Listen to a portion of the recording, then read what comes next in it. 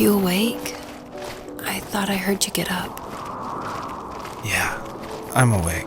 Sorry, I just can't sleep. Are you thinking about him? Yeah, a bit. You should get back to sleep, my love. I'm fine. No, it's okay. What else is on your mind? I don't know, it seems weird, but I had one of the most vivid dreams of my life.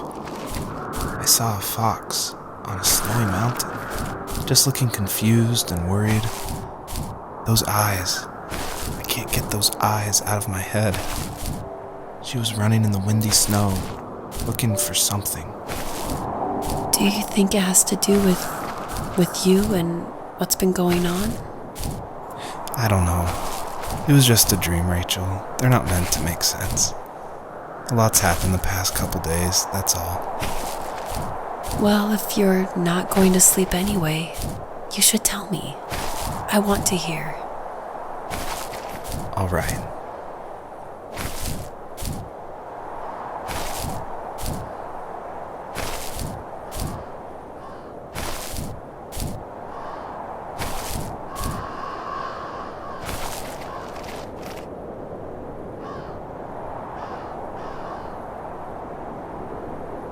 So, not far from her home, she followed that path to something unexpected.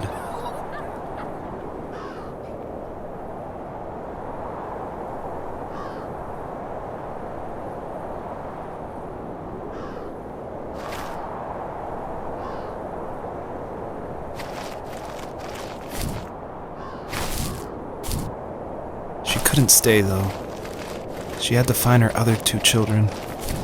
So she took that path. She followed it towards something ancient. Something with answers.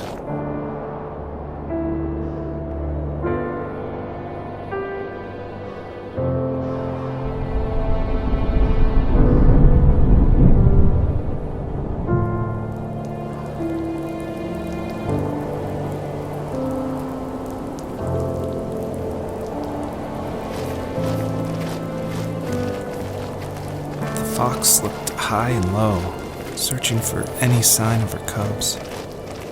Points of light showed the way to this ancient tree.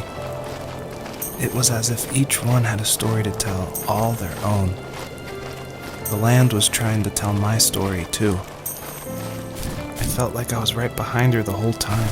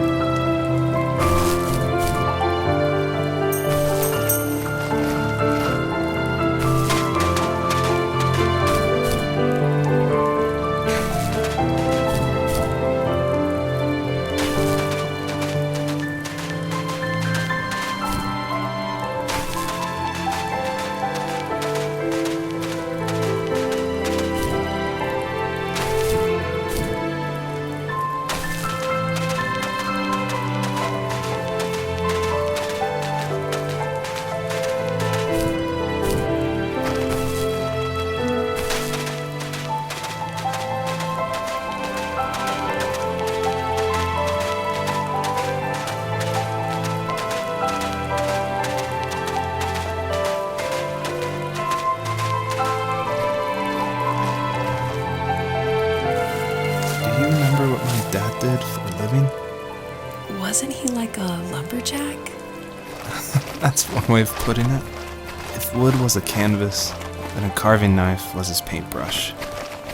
Even after working a 50-hour week, even after his hands were more splinters than skin, he would bring home the nicest piece of Alaskan weeping cedar and make me toys.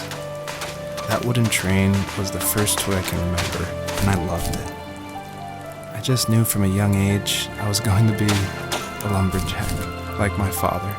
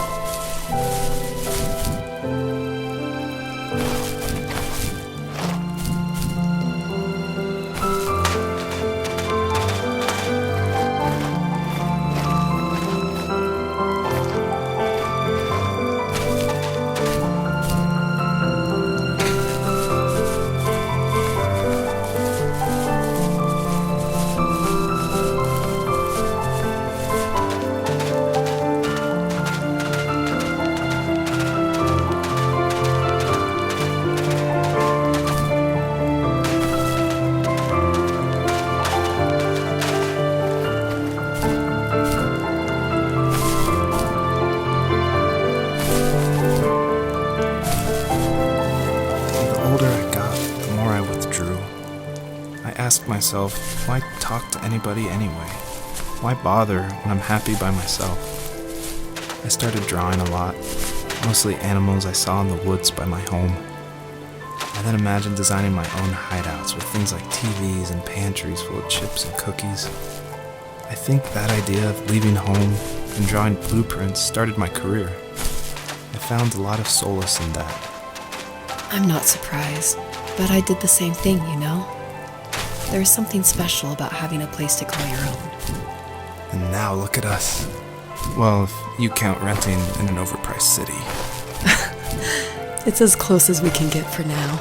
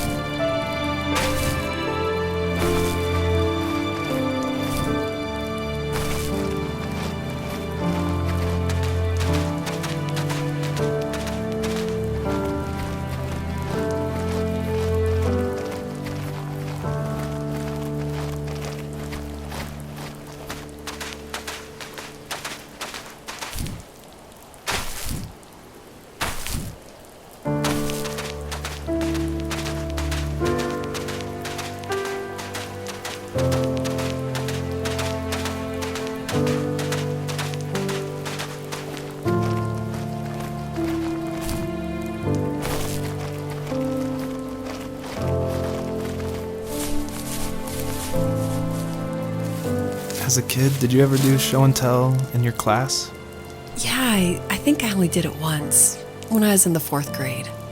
You know how my life was around then. I wanted to show my class what helped pass the time and distracted me, so I brought a dozen paper cranes I had made. I think I told everyone how badly I wanted to be a bird and fly, embarrassingly enough. Don't be embarrassed. Every kid wants to fly. For me, it was another toy from my dad, a wooden boat. I remember guarding it so carefully in my hands as I walked into class. When I sat down, a group of boys immediately made fun of it. They asked which trash can I found it in, or why an ugly log was my favorite toy. When I got up, I didn't even want to tell them my dad had carved it. I said it was a joke gift my friends had given me. Kids can be so cruel. Some of them are. I shouldn't have let them get to me, but it did. It's amazing we bounced back at all.